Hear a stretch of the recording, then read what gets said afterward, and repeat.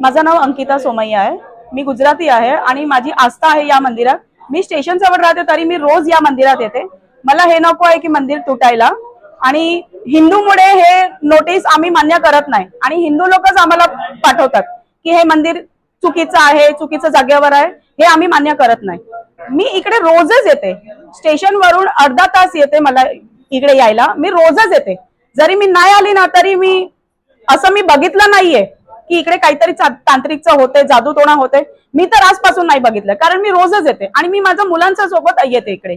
मुलांनाही मी माझा घेऊन येते रोज. तर मी असं बघितलंच नाहीये की इकडे जादूटोणे वगैरे असतात. कारण इकडे हनुमानजीची पूजा असते. हनुमान जयंतीला इकडे हवन असतो. प्रदोषला दर महिने इकडे 2 प्रदोषला पूजा असते आणि लोक किती येतात इकडे, किती भाविक लोक येतात आणि मी स्वतः प्रसाद बनवून आणते. आणि ते लोक बोलतात ना की इकडे नॉनव्हेज आणतात, तर आम्हाला दाखवा ना, कारण आम्ही तर रोजच येतो ना इकडे. आम्ही तर कधीच बघितलं नाहीये की ना नॉनव्हेज बघितलंय ना दारू बघितलं आहे. आणि ते बोलतात की काळा धागा वगैरे आहे. तर आपण नॉर्मली गणपती मंदिर मध्ये पण गेले, आपण देवाकडे गेल्या की महाराज तो आपल्याला धागा बांधून देतो. जर माझा ऍक्सिडेंट झाला तर मी तो महाराजला दोष नाही देणार ना की हा धागा मला तो महाराजनी बांधून दिलाय म्हणून माझा ऍक्सिडेंट झाला. हा तर चुकीचा आहे ना.